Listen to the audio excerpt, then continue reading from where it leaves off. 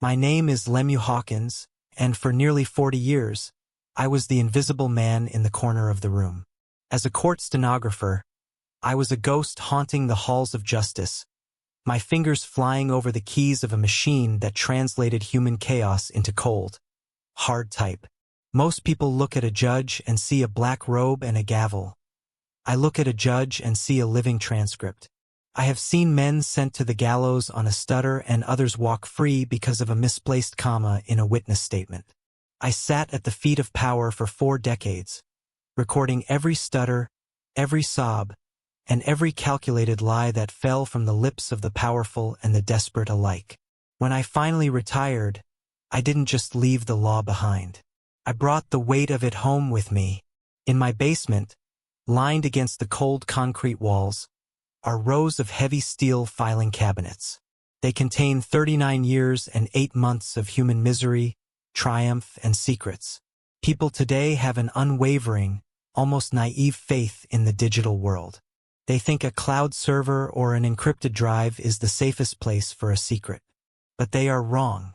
Digital files can be wiped with a single keystroke, corrupted by a magnetic pulse, or lost in the ether of a server crash. But paper, thick, yellowing, ink-stained paper has a physical memory. My transcripts are the only honest things left in this city, smelling of old dust and forgotten truth. I lived a quiet, solitary life after my wife, Martha, passed away. My house on Hickory Street had become a museum of silence and routine. I ate my dinner off one plate with one fork, the hum of the refrigerator being the only conversation I had for days on end. I thought my time for drama had passed with the turning of the millennium. I thought the secrets in my basement would stay buried in the dark forever. But then, on a Tuesday evening at 7:30, the doorbell rang, and my past didn't just knock. It kicked the door down. I remember standing at the kitchen window, watching as 3 expensive cars pulled into my modest driveway like a funeral procession for a man who wasn't dead yet. There was Octavia's Lexus, shimmering in the twilight. Behind it sat Derek's BMW, and then a black Mercedes that looked like it belonged to a high-ranking diplomat or a very successful predator. My daughter, Octavia, didn't come to the door for a hug. She hadn't hugged me in months. She came with her husband, Derek, a man whose face always looked like he was mentally calculating the profit margins on your funeral, and a lawyer named Luther Hayes. They filed into my kitchen, bringing with them the scent of expensive leather and unbridled ambition. They didn't even wait for an invitation to sit. Derek pulled out a chair as if he already owned it. Luther Hayes introduced himself with a firm, practiced handshake, wearing a suit that I knew cost more than my annual mortgage payments. Derek didn't waste time on pleasantries. He spread a stack of papers across my worn kitchen table. Promissory notes, dense legal jargon, and my signature copied with such terrifying precision that it almost made me doubt my own sanity. "Lemuel, we need to talk about your debt," Derek said, his voice as smooth as polished stone. "My what?" I asked, looking at the papers. "The $200,000 you borrowed for my business venture," Octavia chimed in, her voice sounding like a rehearsed script she had practiced in front of a mirror until the lies sounded like gospel. "They told me the debt was 5 years old. They told me I had refused every request for repayment. And then, with a straight face, they told me they were being generous by offering to take my house in exchange for the debt." Octavia leaned in close, her eyes avoiding mine, and mentioned that the judge assigned to the case, Horace Mitchell, was an old friend she had met at a charity gala. She told me the trial would be quick and that I shouldn't waste money on a lawyer. I didn't argue with them. I didn't raise my voice or throw them out of my house. Instead, I did what I always do when the world gets loud. I made coffee. I ground the beans, filled the pot, and let the aroma fill the room while the word generous sat in the air like a rotting fruit. I filled 2 mugs, but they didn't want any. That was fine. More for me. As I watched them leave, their taillights disappearing down the street, I began to count to 100. It was an old habit of Martha's. She always said a man should count before he decides how to handle a snake. They thought I was just a senile old man they could bulldoze. They thought because I sat in a corner for 40 years, I didn't have any teeth.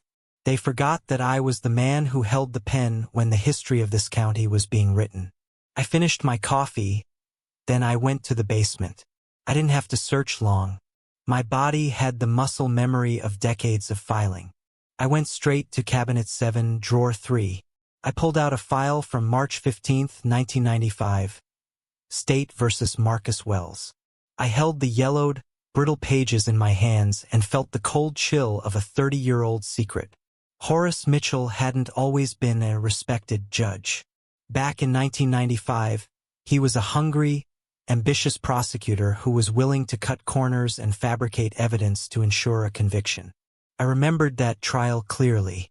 I remembered the murder weapon, a knife that Mitchell claimed was found on a Thursday, even though the evidence log I transcribed clearly showed it had been tagged and bagged on Monday, 3 days earlier. Someone had held that knife for 3 days to make sure the fingerprints were perfect. I had known it then. I had written the discrepancy in the margins of my shorthand notes. But I was young, I was scared, and I had a mortgage and a daughter to think about. I had stayed silent while an innocent man, Marcus Wells, was sent away for 15 years. I looked at the notes again, my own shorthand from 30 years ago screaming the truth from the page. Horace Mitchell was a fraud, and Derek was using that fraud to steal my life. They thought they had trapped me in a legal corner, but they didn't realize that in my basement, I had the one thing that could burn their whole world to the ground. I had the receipts. The war had started, but as I sat there in the dim light of my basement, I realized that Octavia and Derek were the only ones who didn't know they had already lost. The silence that followed Octavia and Derek's departure from my kitchen was heavy, thick with the scent of expensive cologne and the bitter aftertaste of betrayal. I sat at my worn wooden table for a long time, staring at the stack of documents they had left behind like a ticking bomb. These were not just papers. They were a carefully constructed web of lies designed to strip me of my dignity and my home. I adjusted my reading glasses and began to study the promissory notes one by one, my heart sinking with every page I turned. Derek was a calculated predator, and it showed in the precision of the forgery. The signatures were nearly perfect, bold, flowing strokes that mimicked my own hand with terrifying accuracy. According to these notes, I had systematically borrowed small fortunes over the last 5 years. The amounts were staggered: $15,000 for a supposed roof repair in 2020, $25,000 for fictitious medical bills, and various other sums that totaled exactly $200,000. The irony was a jagged pill to swallow. I had never borrowed a single cent from my daughter. On the contrary, when Octavia decided to open her boutique years ago, I had handed her my life savings, nearly $150,000, as a gift to ensure she could stand on her own 2 feet. I had never asked for a receipt. I had never asked for repayment. She was my flesh and blood, the girl I had raised alone after my wife, Martha, passed away. To see that same hand now pointing a legal gun at my chest was a pain that transcended mere anger. As I sat there, the memories of Octavia as a child flooded back. The way she used to hold my hand at the beach or the gap-toothed smile she had at age 7. How had that girl turned into the woman who could look me in the eye and lie about a debt that didn't exist? Derek's influence was like an infection. He had convinced her that my house was an asset they were entitled to, and that I was merely a stubborn old man who didn't know what was best for himself. Derek had played his hand with arrogance. He believed that because I was 70 years old, my mind had softened like overripe fruit. He expected me to be intimidated by the legal jargon and the presence of a high-powered attorney like Luther Hayes. But his biggest mistake was the name he dropped like a trump card: Judge Horace Mitchell. In the world of the courthouse, friendship between a litigant and a judge is usually a euphemism for something much darker. I knew Mitchell. I had recorded his rise from an ambitious, corner-cutting prosecutor to a respected figure on the bench. Octavia claimed Mitchell would be fair, but I knew that word was a lie even as it left her lips. Mitchell wasn't helping them out of the goodness of his heart. He was trapped. Derek had found a crack in the judge's foundation and was using it to bulldoze me. The phone rang, breaking the oppressive quiet of the kitchen. It was my other daughter, Marlene, calling from Toronto. Her voice was frantic, laced with tears. "Dad, please don't let them do this," she pleaded. "Get a real lawyer. I'll send you the money. I'll fly down tomorrow." "No, Marlene," I said, my voice eerily calm. The kind of calm that comes when you've finally found your footing on a slippery slope. "I don't need your money. I have everything I need right here." I didn't tell her about the archives in the basement. I didn't want to worry her with the depth of the war I was about to wage. She thought I was in shock. She didn't realize I was in preparation. That night I didn't sleep. I went back to the basement, the smell of old concrete and aging paper acting as a balm to my frayed nerves.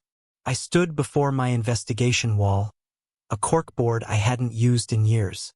I pinned a copy of the fake promissory notes to the center. Around them, I began to weave a web of red string, connecting dates and names. I looked at the 1995 transcript of State versus Marcus Wells. Mitchell had sent an innocent man to prison for 15 years to build his own reputation. Now, 30 years later, he was prepared to steal a man's home to protect that same reputation. The cycle of corruption was perfect in its ugliness. I realized then that my helplessness was my greatest weapon. Derek and Octavia wanted an easy win. They wanted me to be the confused old man who signed the deed because he was too tired to fight. I decided right then to give them exactly what they expected. I would play the victim. I would hire the most incompetent lawyer in town, a man like Carl Pitts who was famous for losing open and shut cases. I wanted Mitchell to feel safe. I wanted Derek to feel smug. I wanted them to walk into that courtroom thinking they were the hunters, never suspecting that the old man had already set the trap. I called Private Investigator Opal Sanders the next morning. "I have a job," I told her. "Cash. Quiet. I need to know exactly what connects Derek Coleman to Judge Horace Mitchell. Don't look for friendship. Look for the leverage." Octavia thought this was a fight about a house. Derek thought this was a fight about money. But as I looked at the yellowed pages of the Wells transcript, I knew the truth. This was a fight for justice, not just for me, but for a man named Marcus Wells who had lost 15 years of his life to a lie. The betrayal was deep, a wound that might never truly heal, but it had sharpened my focus. I wasn't just a father anymore. I was a stenographer who had spent 40 years recording the mistakes of others. And I was about to make sure their mistakes were written in ink that could never be erased.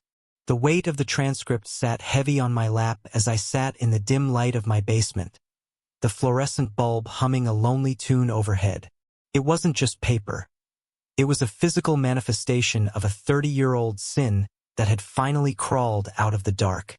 I looked at the name embossed on the cover, Horace Mitchell, lead prosecutor. Back then, Mitchell was a man on fire, a prosecutor who treated the courtroom like a theater where he was both the director and the star. Now, he wore a black robe and sat on a high bench, but I knew the man beneath the fabric remained unchanged.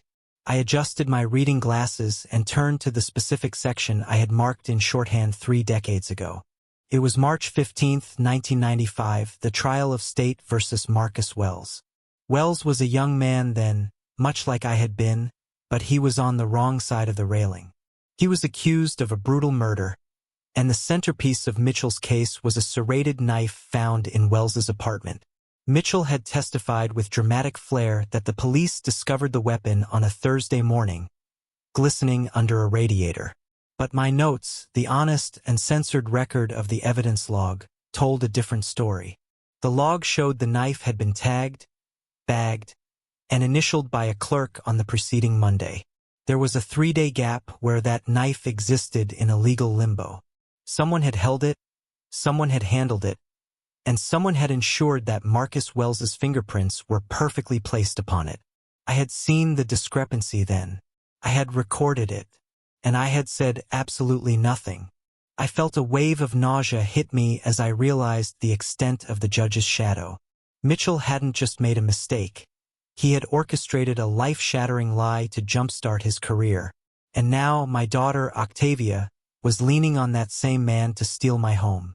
She had mentioned with such pride that Judge Mitchell is an old friend. She thought it was a blessing, a lucky break in her favor. She didn't realize that in Mitchell's world, friendship was just a more polite word for collateral. I picked up my phone, my fingers hovering over the screen. I needed to know the connection between Derek and Mitchell. A judge doesn't risk his reputation for a friend in a civil property dispute unless there is a knife held to his own throat. I called Des, my oldest friend and fellow court veteran. Lim, I haven't heard from you in months. Des's voice crackled through the speaker, sounding tired and raspy. Remember that case in '95? The Wells murder trial? I asked, skipping the pleasantries. There was a long, heavy silence on the other end. I could almost hear Des's brain churning through the thousands of pages he'd typed over the years. Lim, that's a dark road. Why are you asking? Because the prosecutor from that case is about to decide if my daughter can take my house, I replied. We agreed to meet at O'Malley's bar the following evening. O'Malley's was the kind of place where the wood was stained with 40 years of spilled beer and the secrets of the courthouse. When I walked in, the Irish memorabilia on the walls felt like old sentinels watching me. Des was already in the back booth, his bowling league jacket smelling of floor wax and stale cigarettes. I slid the transcript across the table like it was a live grenade. Des put on his wire-rimmed glasses and began to flip the pages slowly, his finger tracing my margin notes. His face, already pale from age, went ghost-white. Lim, this is nuclear, he whispered, his voice dropping an octave. You're saying Mitchell fabricated the timeline? That's evidence tampering. That's a felony. I'm saying Marcus Wells did 15 years because I was too scared to speak up, I said, the words tasting like ash in my mouth. Des looked up at me, his eyes sharp despite the dim light. And now Mitchell is helping your son-in-law, Derek. Why? Derek doesn't have friends like Mitchell unless he's got something on them. That's what I'm going to find out, I replied, finishing my Jameson. I spent the next several hours explaining the situation, the forged promissory notes, Octavia's rehearsed testimony, and Derek's smug confidence. It all pointed to one thing. Derek had discovered Mitchell's secret. He had likely dug through the same old records I had, or perhaps he had a source I didn't know about. He was using the Wells case to blackmail a sitting judge into ruling against me. If word gets to Mitchell that you're asking about the Wells trial, he'll bury you, Lim, Des warned, gripping my wrist. A man like that doesn't just go quietly. He spent 30 years building a fortress around himself. I know, I said, pulling my arm away. But he forgot one thing. I was in the room for every brick he laid. I was the one who recorded the cracks. As I left the bar, my phone buzzed with a text from Opal Sanders, the private investigator I'd hired. It was a photo, recent and clear. It showed Derek in Judge Mitchell's private chambers, the two of them leaning over a document, looking comfortable, too comfortable. The timestamp was from yesterday, the very day after Derek had threatened me in my own kitchen. The shadow of the judge was long, stretching all the way from a 1995 courtroom to my front door. Mitchell owed a debt to justice, and Derek was trying to make me pay it. But I wasn't just a retired old man. I was a witness. I went home and went straight to the basement, pinning the photo of Derek and Mitchell to the board. I drew a thick red line from the 1995 trial to the present day. The judge thought his secret was safe because Marcus Wells was a forgotten man. He thought he could use my daughter to silence me. But he had forgotten the most basic rule of the record.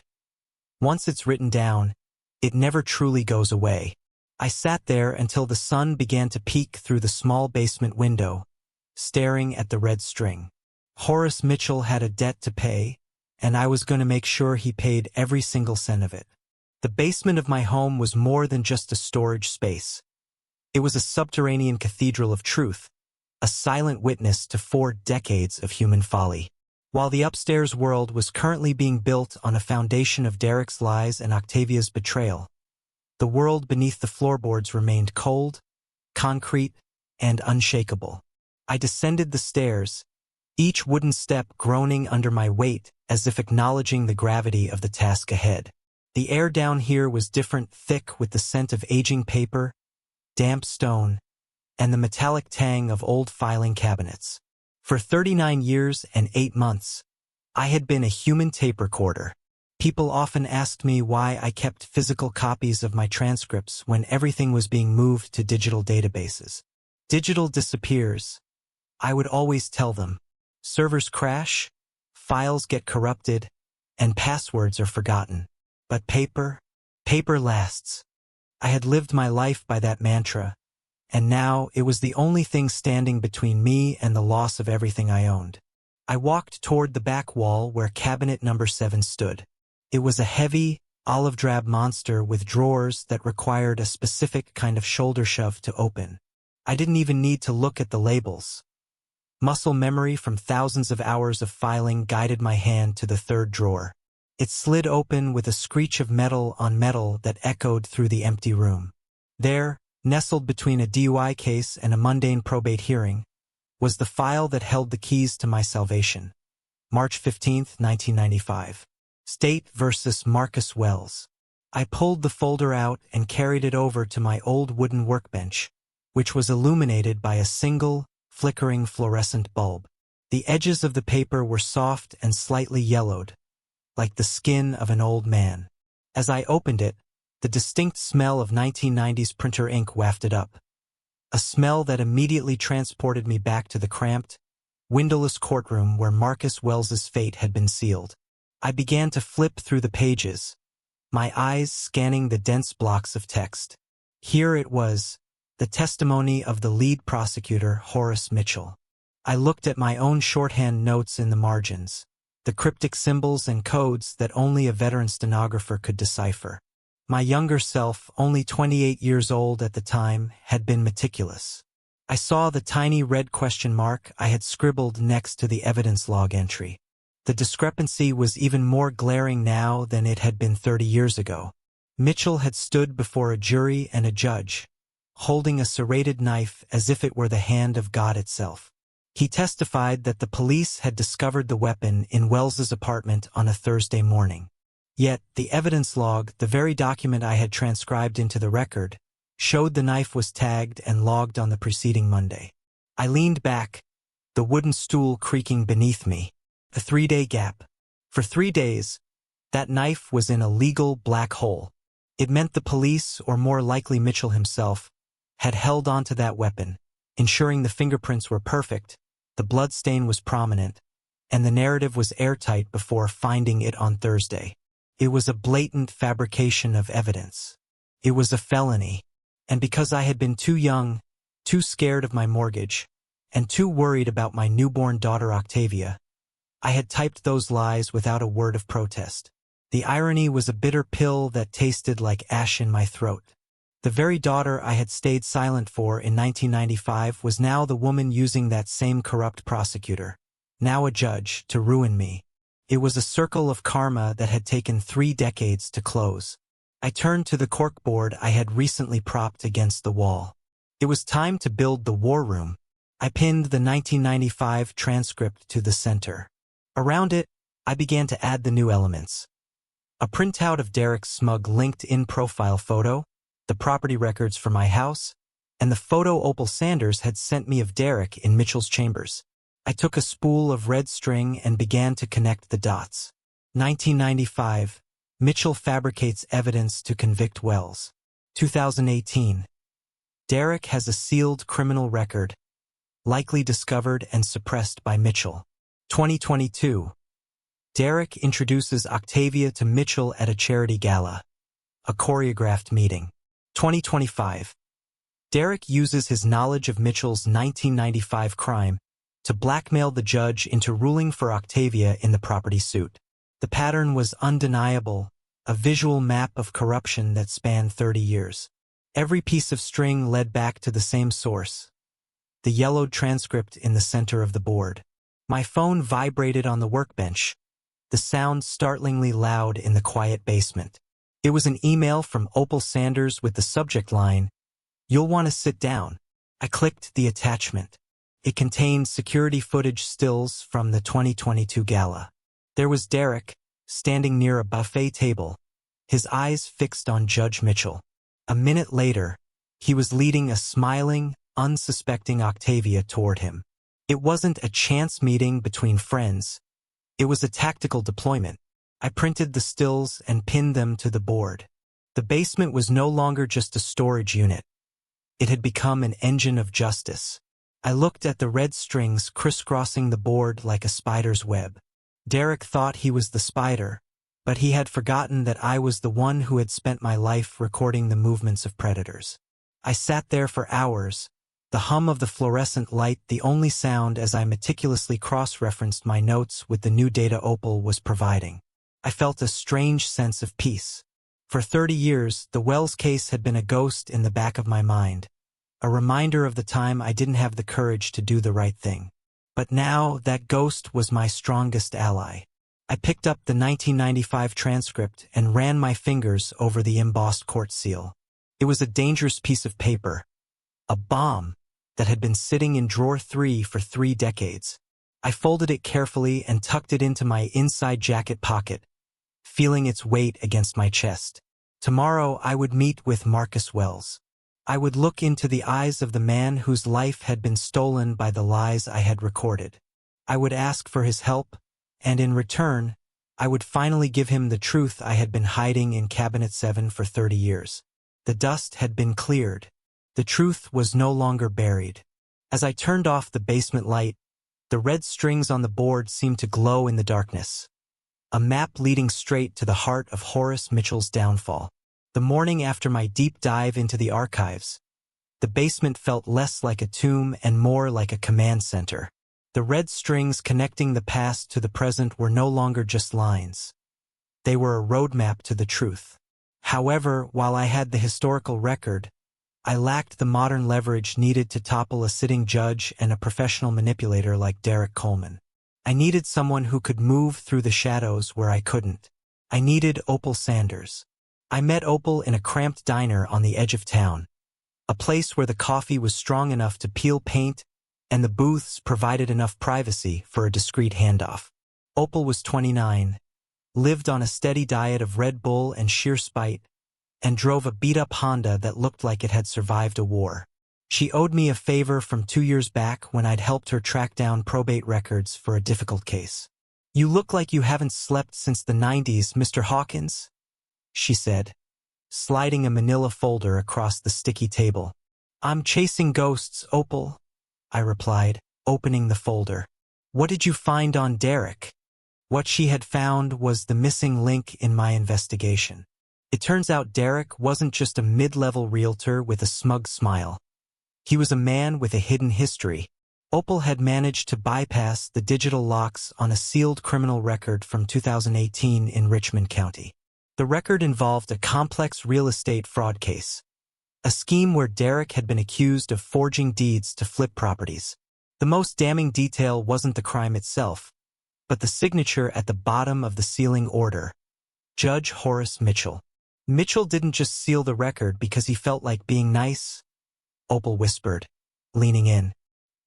He did it because Derek had already started digging into the 1995 Wells trial. Derek found the same discrepancy you did, but instead of using it for justice, he used it as a leash. He's had Mitchell on a short chain for 7 years. As I looked at the documents, the full scope of the manipulation became clear. The charity gala in 2022 where Octavia accidentally met the judge was a calculated move.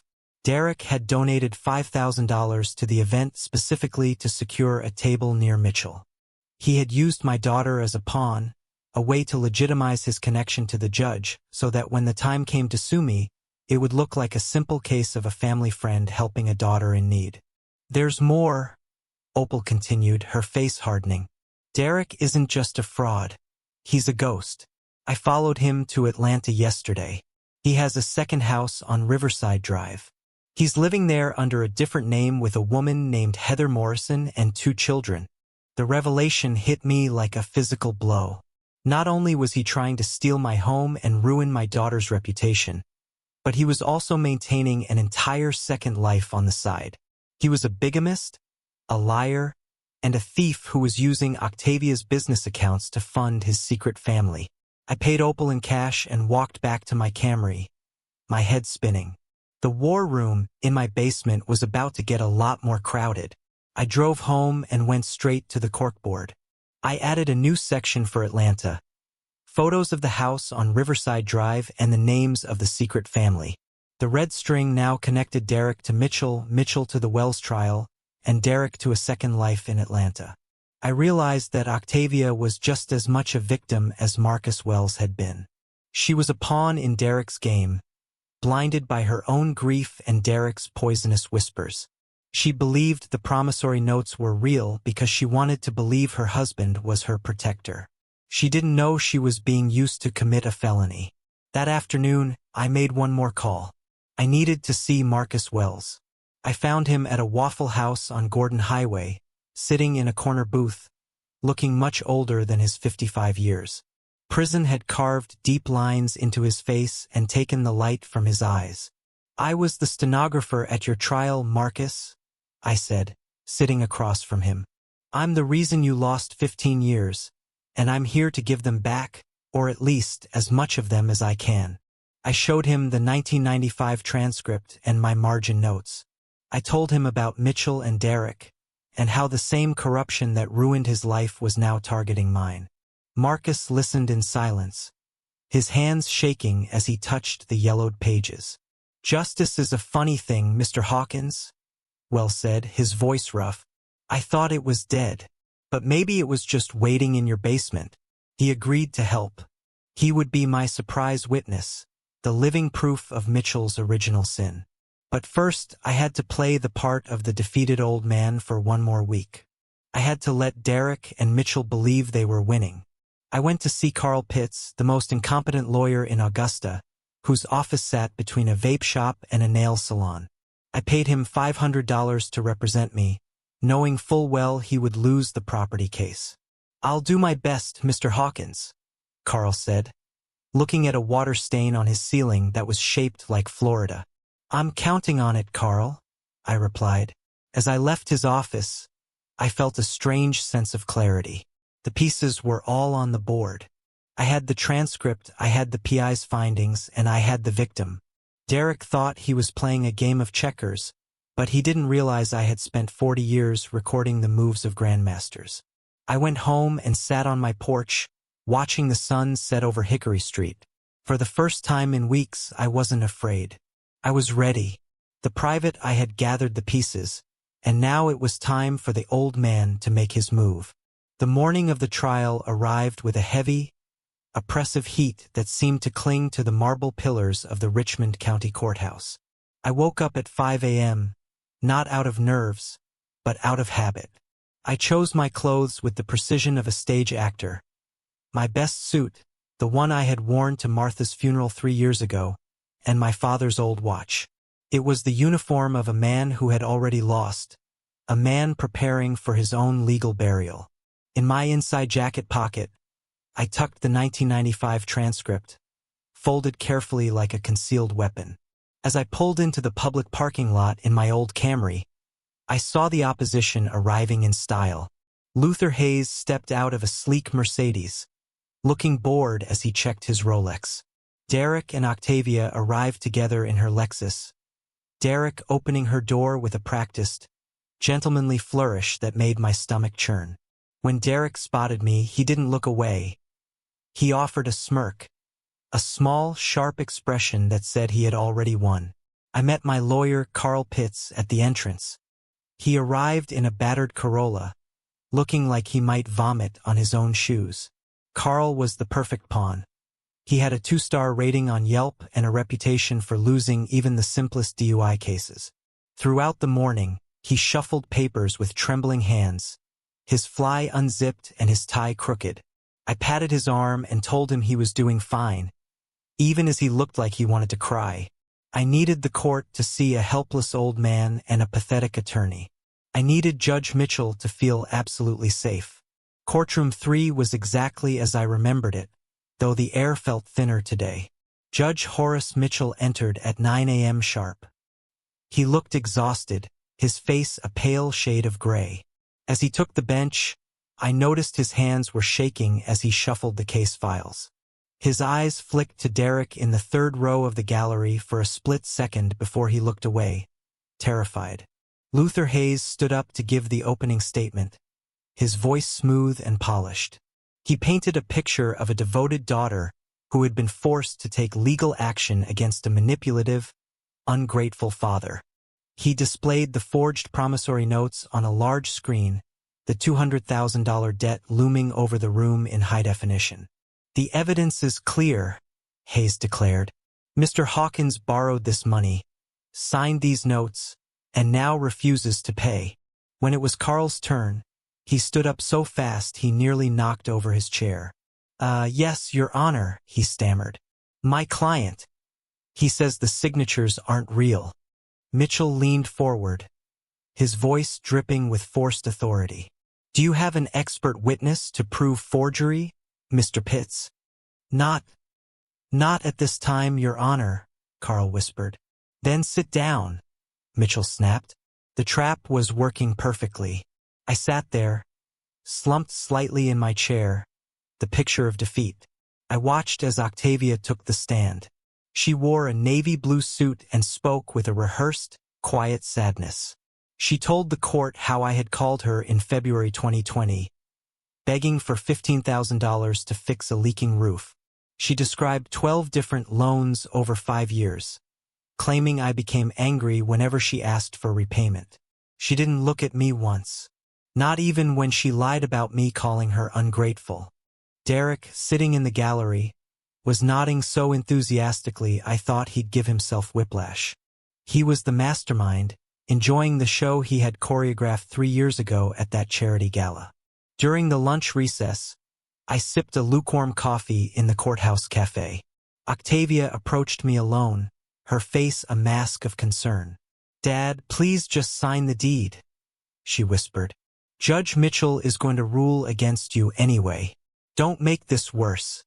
"Worse for whom?" I asked, my voice flat. Derek appeared behind her, his hand resting on her shoulder like a brand. "Listen to her, old man," he sneered. "You're confused.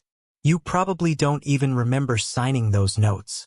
"My memory is excellent, Derek," I replied, looking him straight in the eye. "I remember a lot of things, especially things from 1995. Derek's smirk faltered for a fraction of a second.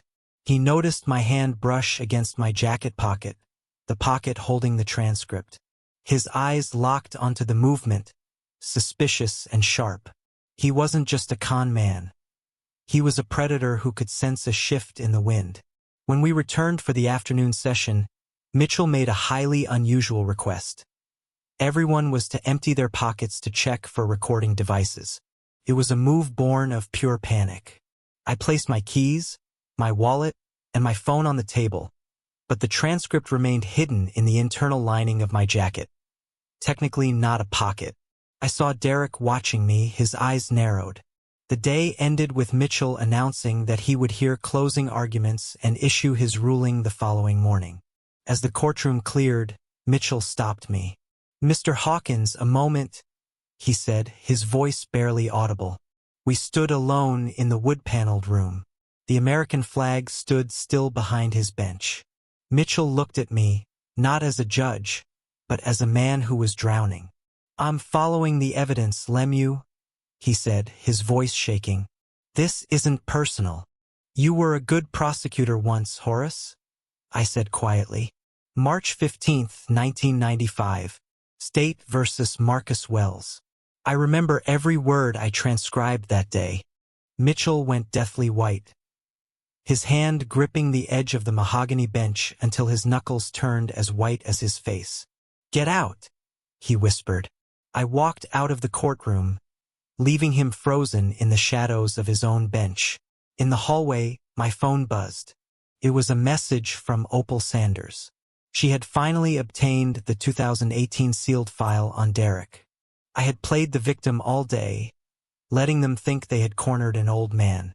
But as I walked toward my car, I felt the weight of the transcript against my chest and knew that tomorrow, the trap would finally snap shut. The final morning of the trial felt like the air before a thunderstorm. Heavy, electric, and laden with the scent of ozone. I arrived at the courthouse with the yellowed 1995 transcript resting against my ribs, a paper shield that felt heavier than lead. I took my seat at the defendant's table next to a trembling Carl Pitts, who looked like a man awaiting execution. Across the aisle, Derek adjusted his cufflinks with a smug, predatory grin, while Octavia sat in her navy suit, her eyes fixed on the mahogany table. Judge Horace Mitchell entered the room looking like a ghost of himself, his complexion a sickly shade of gray as he took the bench. He avoided my gaze entirely, his hands visibly shaking as he shuffled the final case files. Luther Hayes stood up for the plaintiff's closing argument, his voice ringing with the confidence of a man who believed the outcome was already written in the stars. He spoke of clear evidence and repayment of debt, painting me as a senile father clinging to assets that didn't belong to me. When Hayes finished, Mitchell prepared to read his statement, a judgment that I knew would strip me of my home. But before he could utter the first word of his ruling, I did something highly irregular. I stood up. "Your Honor, I have one question for the plaintiff," I said, my voice cutting through the silence of the room. Mitchell hesitated, his eyes flicking to Derek in the gallery. Perhaps he thought I would merely embarrass myself. He granted the request, and Octavia returned to the witness stand, looking confused but still armored in her confidence. "Octavia," I began, maintaining a professional distance that felt like a canyon between us. "Do you really believe Judge Mitchell is helping you out of friendship?" The courtroom erupted. Luther Hayes was on his feet instantly with an objection, but I ignored him. I turned my gaze directly to the bench. "I don't think he's helping you because of a charity gala 3 years ago, Octavia. I think he's helping you because your husband is blackmailing him." The room went into a frenzy. Derek leaped from his seat, his chair clattering against the marble floor, screaming about defamation. But I didn't look at him. I reached into my inside jacket pocket and slowly, methodically, pulled out the 1995 transcript. "What is that?" Derek's voice pitched high with a sudden, jagged edge of panic. "Proof," I said, holding the yellowed pages aloft so the official court header was visible to everyone. "Proof that Judge Mitchell fabricated evidence 30 years ago. Proof that sent an innocent man to prison. Proof that your husband used to force this court's hand." Mitchell went absolutely white. He looked as though his legs might give out beneath his robe. I began to read from the record, my own shorthand notes from March 15, 1995. I described the murder weapon, the knife that was supposedly found on a Thursday morning, even though the evidence log I had transcribed showed it was tagged and logged on Monday 3 days earlier. "Someone held that weapon for 3 days," I said, my voice echoing in the dead silence of the chamber. "Someone added fingerprints. Someone fabricated a conviction. And that someone was Prosecutor Horace Mitchell." Derek screamed again that it was all hearsay, that I had no proof. I looked toward the back of the gallery. "I have 30 years of proof. And I have the man who paid the price." At that moment, Marcus Wells stood up from the back row. He walked toward the front, a living ghost of a crime committed 3 decades ago. "I'm Marcus Wells," he said, his voice rough and heavy. "I spent 15 years in a Georgia state prison for a murder I didn't commit because of this judge's lies." The courtroom was paralyzed. Mitchell sat down heavily, the gavel in his hand falling onto the bench with a weak, hollow sound. He didn't try to restore order. He didn't even try to deny it. The mask of the respected judge had been ripped away, leaving only the terrified prosecutor of 1995 beneath. Octavia whispered my name, her face transforming into a mask of pure devastation. "Dad, is this true? It's true, every word, I replied, looking at her with a mix of pity and resolve. And your husband knew all of it. He didn't build you a future, Octavia. He built you a prison. Mitchell finally managed to speak, his voice a broken rasp. This court is in recess. But as he fled toward his chambers, everyone in the room knew it wasn't a recess. It was an ending. Derek tried to lunge for the transcript, his eyes wild with desperation, but the bailiff stepped in. The killer blow hadn't just saved my house. It had shattered a 30-year-old lie and exposed the rot at the heart of the bench.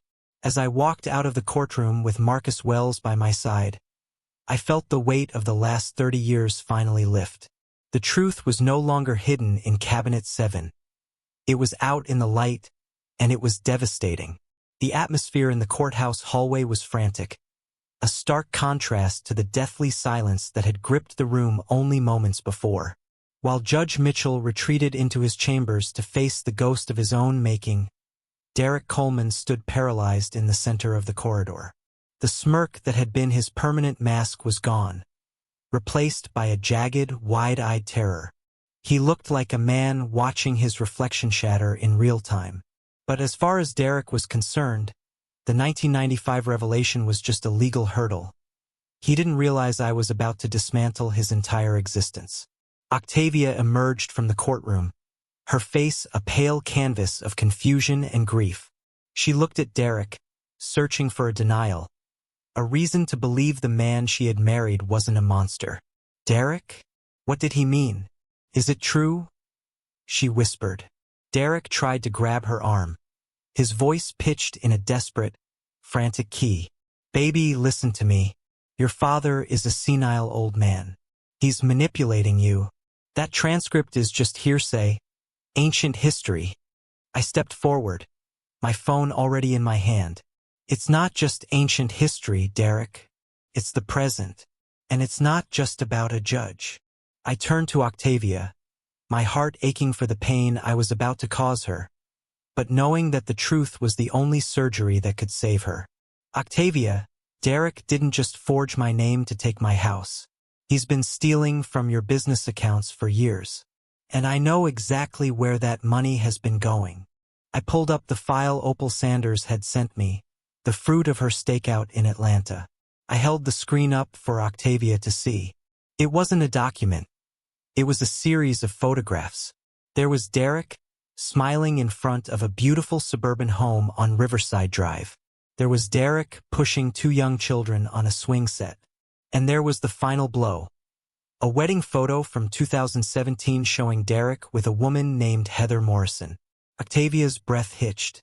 She took the phone from my hand, her fingers trembling so violently she almost dropped it. She scrolled through the images. The life she didn't know existed. The family her husband had built with her stolen money. Who is this? That is the other Mrs. Coleman, I said, my voice flat and cold. He married her in 2017, Octavia. He has been living a double life for nearly a decade. While you were working late at the boutique to save for your future, he was paying a second mortgage in Atlanta. The hallway seemed to shrink around Derek. He stumbled back against the cold marble wall, his eyes darting toward the exit. The house of cards wasn't just wobbling. It was imploding. I can explain, Derek shouted, his voice cracking. It's complicated, Octavia. It was for tax purposes. The absurdity of the lie was the final straw. Octavia didn't scream. She didn't cry. She simply looked at him with a cold, piercing clarity that I hadn't seen in her since she was a child. Tax purposes? You have 2 children with her, Derek. You have a life with her. You used my father, you used me, to fund a lie. I looked at Derek and saw the true depth of his cowardice. He wasn't a mastermind. He was just a small man who had found a large secret and used it to hide his own filth. I pulled out one last set of papers, the records Opal had snatched from a contact in the clerk's office. And here is the deed to Marcus Wells's family home, I said, handing the papers to Marcus. who was standing quietly behind me. Derek bought it for $45,000 while you were in prison, Marcus. He profited from the very crime he was using to blackmail the judge. Marcus Wells looked at the paper, his jaw tightening. The man who had lost 15 years of his life was looking at the man who had turned his tragedy into a real estate flip. Suddenly, Derek lunged. He wasn't trying to escape. He was trying to grab the phone, the transcript, the evidence. Anything to stop the light from shining on him. But he was too slow. The bailiff, who had been watching the exchange with growing disgust, caught him by the collar and pinned him against the wall. "Get your hands off me!" Derek screamed, his face turning a dark, mottled purple. "Lim, you think you've won? You've ruined your daughter. She's broke. I emptied the accounts. You have nothing." "I have my home, Derek," I said softly. "And I have my daughter back. That's more than you'll ever have where you're going." As the police arrived to take Derek into custody for the outstanding warrant the DA had issued, Luther Hayes, the man who had been Derek's champion only an hour ago, approached with a briefcase in hand. He didn't even look at his client. "Mr. Coleman, I am withdrawing as your counsel effective immediately," Hayes said, his voice clipped and professional. "I was provided with incomplete information. It was the ultimate betrayal for a man like Derek. The rats were officially off the sinking ship." I turned to Octavia, who was staring at the space where her husband had just been dragged away in handcuffs. She looked smaller, her navy suit suddenly looking like a costume she no longer wanted to wear. "Dad," she whispered, her voice breaking. "I'm so sorry. I believed him. I believed him over you." "I know, sweetheart," I said, reaching out to tuck a loose strand of hair behind her ear. "He made it very easy to believe him, but the record is clear now." I walked her to my Camry, leaving the chaos of the courthouse behind. But as we pulled out of the parking lot, my phone buzzed again. It was a call from an unknown number. I answered it on speaker. "Mr. Hawkins? This is Heather Morrison," the voice said. It was the woman from Atlanta, the other wife. "I heard what happened. I'm at the house in Atlanta. Derek called me. He's panicking. He told me to take the kids and run." "Don't run, Heather," I said, my voice steady. "The police are already on their way to you, not for you, but for the evidence. Tell them everything about the accounts." "I will," she said, her voice trembling but resolute. "He's a monster. I thought he was a traveling consultant. I didn't know about Octavia. I didn't know about any of it." I hung up the phone and looked at the road ahead. Derek's house of cards hadn't just fallen. It had been incinerated. He had tried to use the secrets of the past to steal the future, but he had forgotten that a court stenographer never forgets the details. And in the end, it was the details, the dates, the addresses, the signatures that had brought him down. Octavia leaned her head against the window, watching the trees of Augusta blur past. "What happens now, Dad?" "Now," I said, "we go home, and we tell the truth. For as long as it takes." The road back would be long, and the damage Derek had done to Octavia's finances and her heart was immense. But as I patted the transcript in my pocket, I knew that for the first time in 30 years, there were no more lies left to record. The arrest of a sitting judge in a packed courtroom was an earthquake that leveled the landscape of Augusta's legal community. By Tuesday evening, the tremor had turned into a full-scale reckoning. The city council, led by President Patricia Simmons, transformed their regularly scheduled meeting into an emergency public inquiry. The venue, usually reserved for zoning debates and budget approvals, was now the stage for the final act of a 30-year tragedy. The chambers were filled beyond capacity. Journalists from the Chronicle and national news networks sat shoulder to shoulder with citizens who had spent decades under Judge Mitchell's jurisdiction. I sat in the front row, a different kind of record keeper tonight. Beside me were Des and Marcus Wells, the man whose stolen youth was finally being weighed in the scales of public opinion. Octavia sat several rows back, alone, stripped of the designer armor Derek had provided. her face pale but her gaze steady.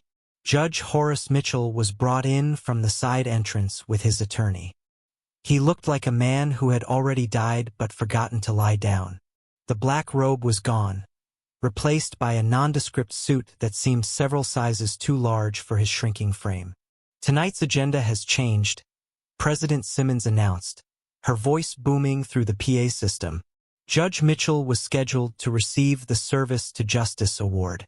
Instead, in light of the evidence presented in Courtroom 3 and the subsequent investigations, we are conducting a public inquiry into the corruption of our judicial process. The first person called to the podium was Marcus Wells. He didn't carry a lawyer's briefcase. He carried a single, framed photograph. He placed it on the lectern so the cameras could see a younger version of himself, smiling with children who were now grown strangers. "My name is Marcus Wells," he began, his voice gravelly but clear.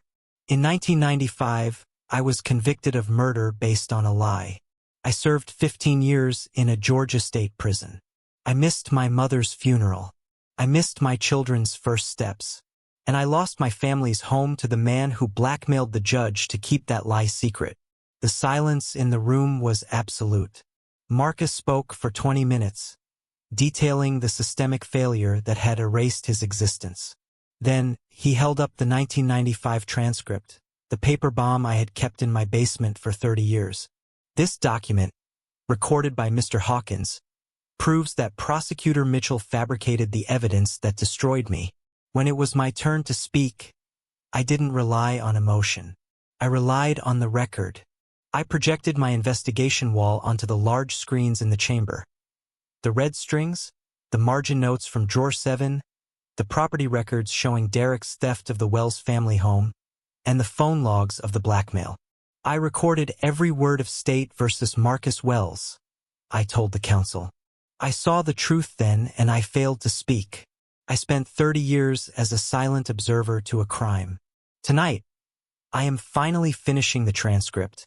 I presented the evidence Opal Sanders had gathered, the secret life in Atlanta, the forged promissory notes, and the verified logs showing Mitchell and Derek's collusion." Mitchell's attorney stood up, his voice high-pitched and desperate.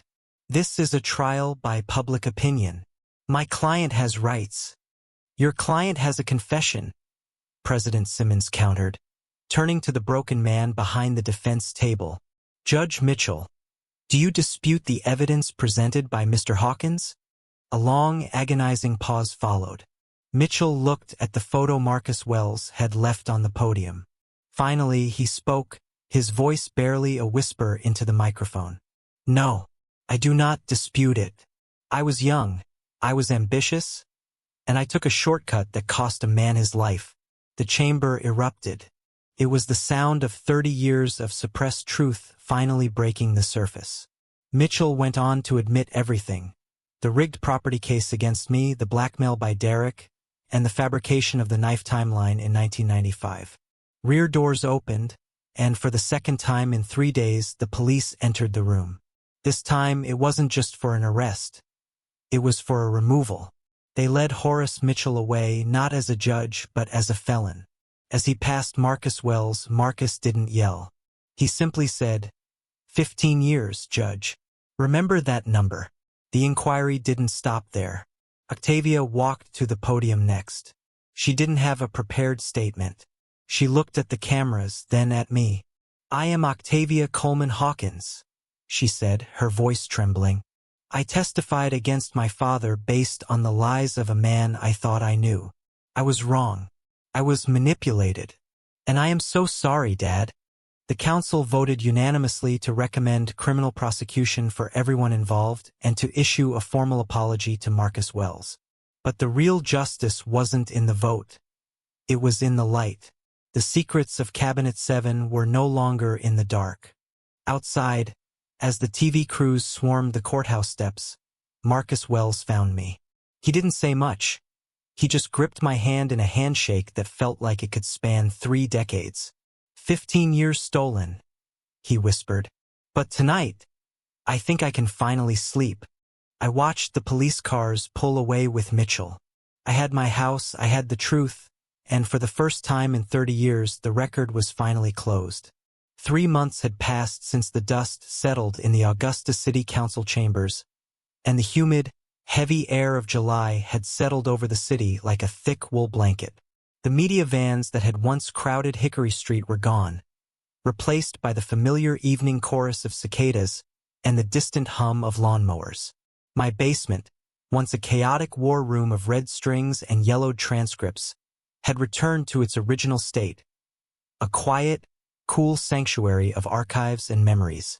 The 1995 transcript, which had been my talisman and my weapon, was back in Cabinet 7, Drawer 3. It was no longer a secret. It was simply history. I sat on my back porch, nursing a glass of iced tea and watching the fireflies flicker in the tall grass. The house felt different now, solid, certain, and finally mine again. But the victory came with a quiet somberness. While I had saved my home, the fallout for my family had been a scorched earth event. Mitchell was behind bars, awaiting a formal trial for a laundry list of felonies, including obstruction of justice and judicial corruption. Derek was in a much deeper hole, facing 8 felonies ranging from bigamy to grand theft and fraud. His house of cards hadn't just collapsed, it had been pulverized into dust. But Derek wasn't the only one who had lost everything. Octavia had lost her marriage, her business, her reputation, and every cent she had worked for. She had avoided prison by cooperating fully with the district attorney, but she was now on 3 years of probation for her role in the fraudulent lawsuit.